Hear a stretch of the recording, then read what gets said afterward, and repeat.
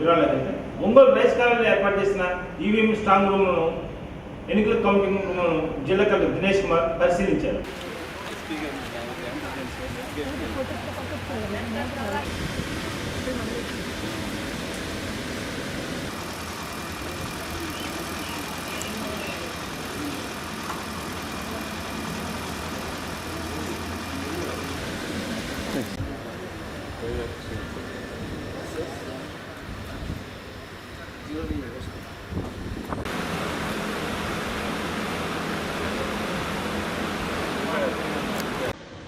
Agency ఎంతమంది రావచ్చు, postal ballot ఎంతమంది వచ్చారు, పోస్టల్ బ్యాలెట్ కూడా ఒక్కొక్క టేబుల్ రావచ్చు. సరే ఒక్క టేబుల్ కాదు, ఎంటైర్ రూమ్కి ఒకరు రావచ్చు. ఒక్కొక్క పార్టీ విషయానికి 1 మీ ఈవీఎంస్లో ఒక్కొక్క టేబుల్ కూడా ఇవ్వచ్చు. ప్లస్ అడిషనల్గా ఇంకొకటి మన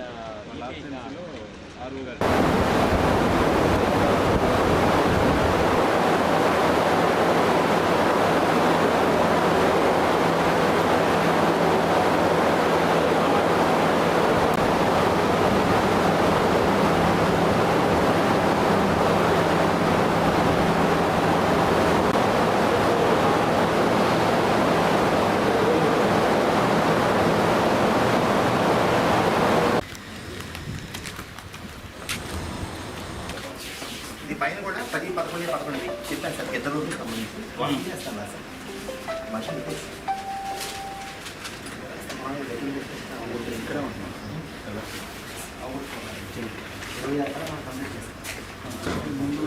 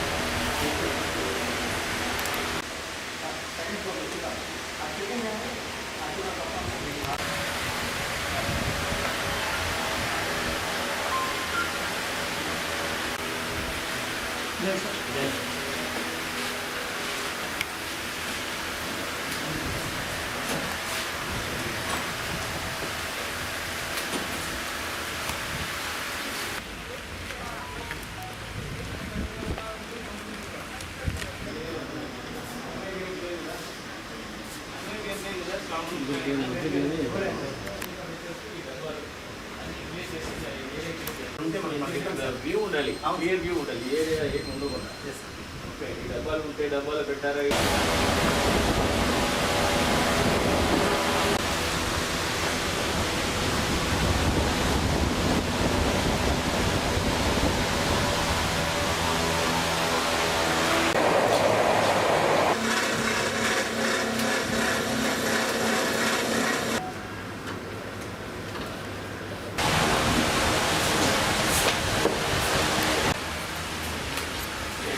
తీసేమో పని చేసుకుంటారా? తీసుకెళ్తాను, పని చేసుకోండి సార్.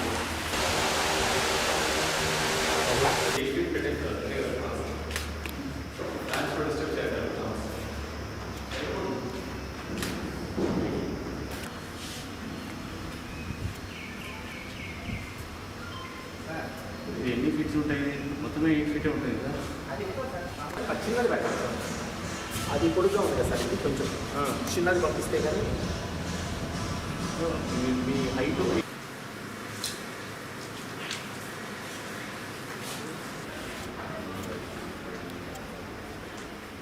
ఇవాళ 20th మే మనకున్న centralized strong rooms and counting hall ఇక్కడ రైస్ కృష్ణా కాలేజెస్లో ఉంటున్న స్ట్రాంగ్ రూమ్స్ పరిస్థితి ఎలా ఉంది అని చెక్ చేయడానికి రావడం జరిగింది.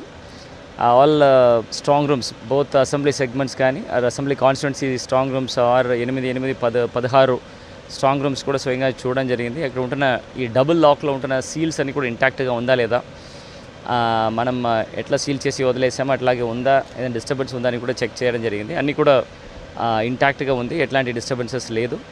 ప్లస్ ప్రతి ఒక్క స్ట్రాంగ్ రూమ్కి కూడా ఒక ఆర్మ్డ్ పర్సన్స్ గార్డ్స్ ఉన్నాడు, CAPF and Tamil Nadu armed reserve కూడా పెట్టడం జరిగింది.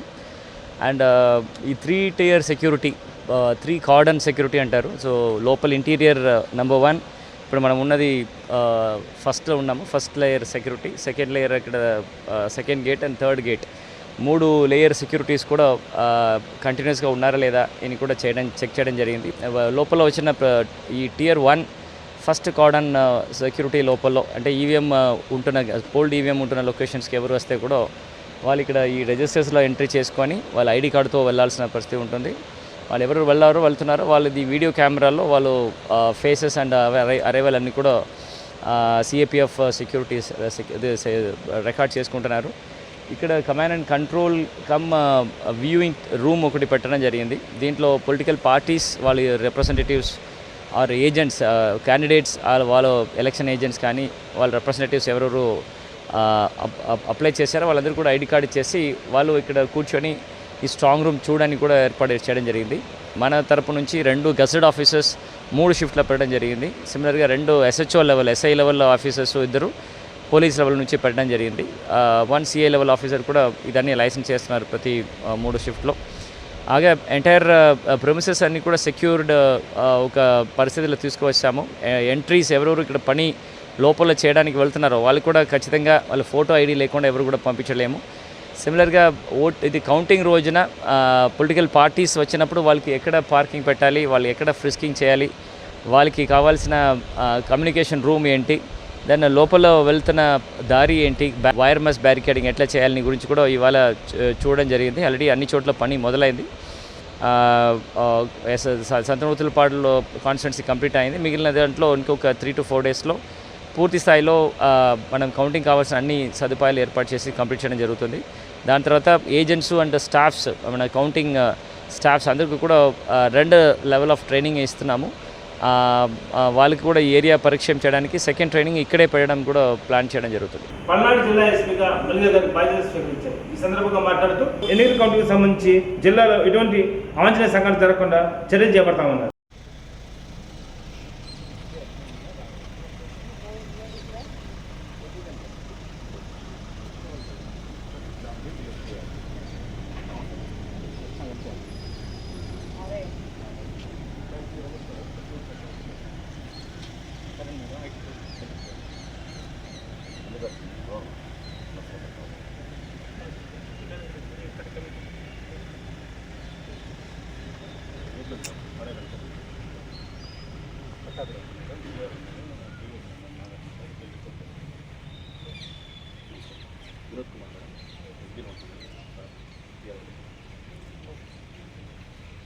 నేను మల్లికా గారు ఈరోజు ఎస్పీ పల్నాడుగా చార్జ్ తీసుకున్నాను.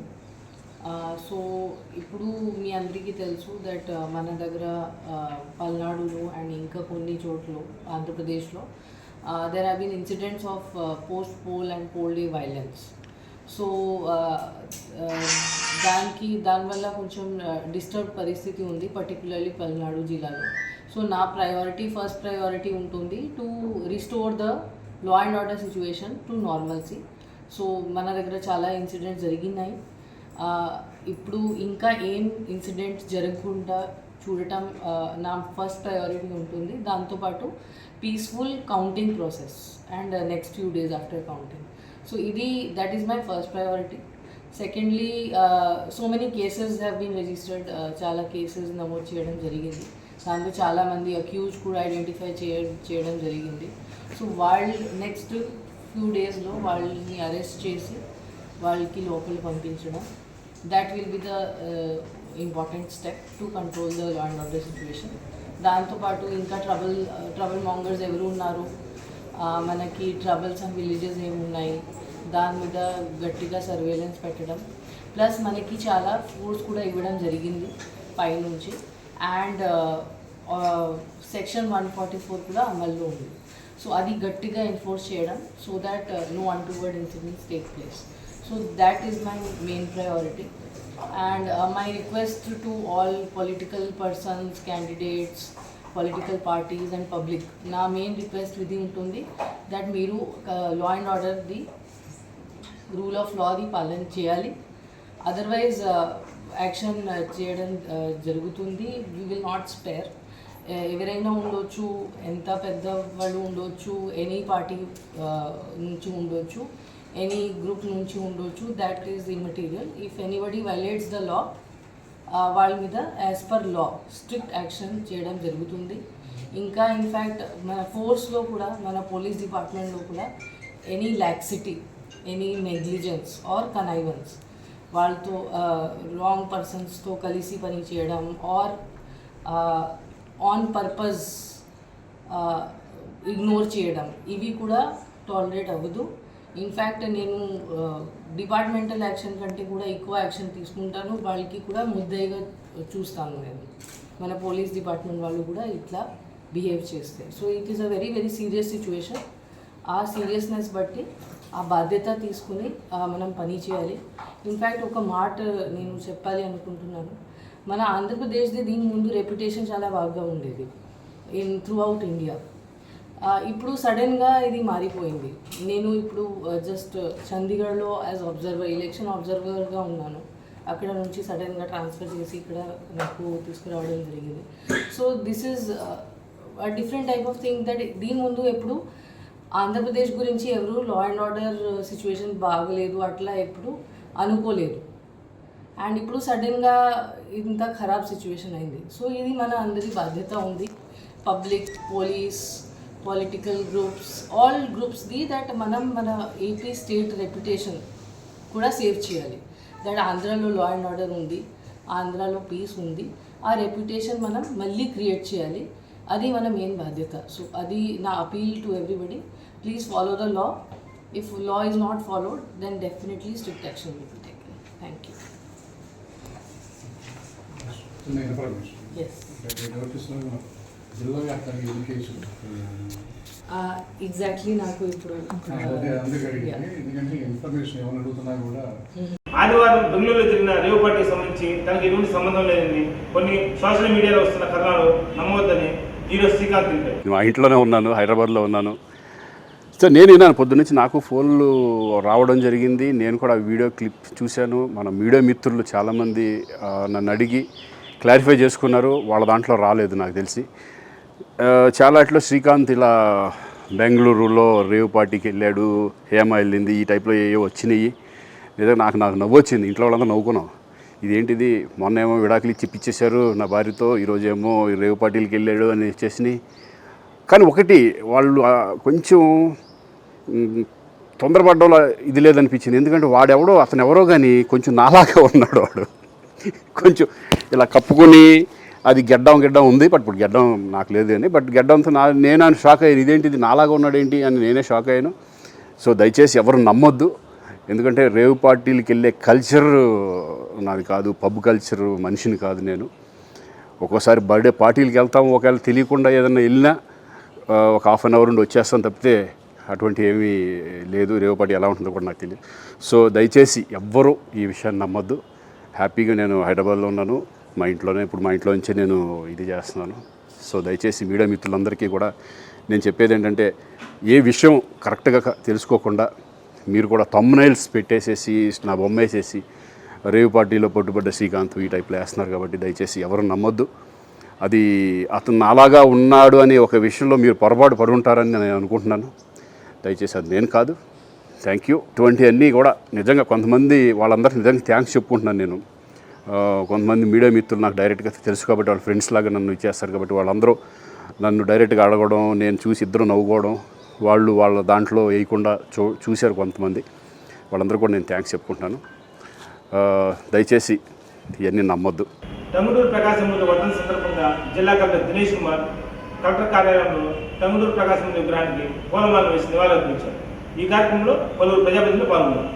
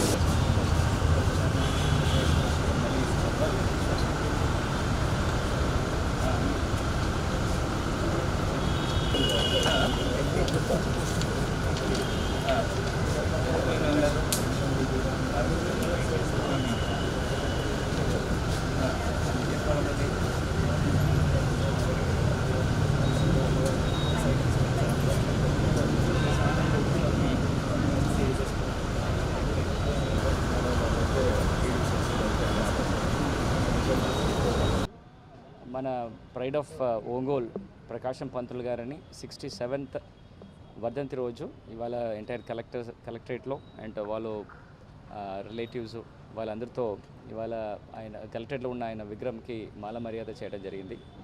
ఆయన చేసిన ఎన్నో త్యాగము, ఆయన మన దేశ స్వతంత్ర పోరాటంలో పాల్గొన్న విధానము, ఆయన మన కోసం ఇచ్చేసిన ఈ ప్రిన్సిపల్స్ అండ్ ఆస్పిరేషన్స్ అన్నీ కూడా ఖచ్చితంగా ఇవాళ అందరూ గుర్తు చేయడం జరిగింది.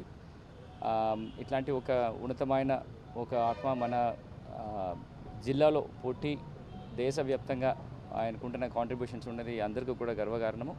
అది ఖచ్చితంగా మన అందరూ కూడా గుర్తింపు చేసుకొని ఆయన ఇచ్చిన దిశల్లో మనం అందరూ కూడా ఖచ్చితంగా నడుపుతున్నామని అందరూ కూడా ఇవాళ ప్రతిజ్ఞ తీసుకొని ఖచ్చితంగా ఆయన గుర్తు ప్రతి ఒక్క ప్రకాశం జిల్లాలో ఉంటున్న ప్రతి ఒక్క పౌరులకు కూడా ఉంటుందని ఈ సందర్భంగా తెలియజేసుకుంటాను. నాడు టంగుటూరు సంతోష్ కుమార్ నా పేరు. ఇవాళ ముత్తాత గారి 67వ వర్ధంతి సందర్భంగా కలెక్టర్ గారు ఎంత బిజీగా ఉన్నప్పటికీ మరి ప్రోగ్రాములు కొంచెం పోస్ట్పోన్ చేసుకొని తాతగారి వర్ధంతిని చొరవ తీసుకొని ఘనంగా నిర్వహిస్తున్న కలెక్టర్ గారికి మా కుటుంబ సభ్యుల తరఫున ధన్యవాదాలు తెలియజేస్తున్నాను. Thank you.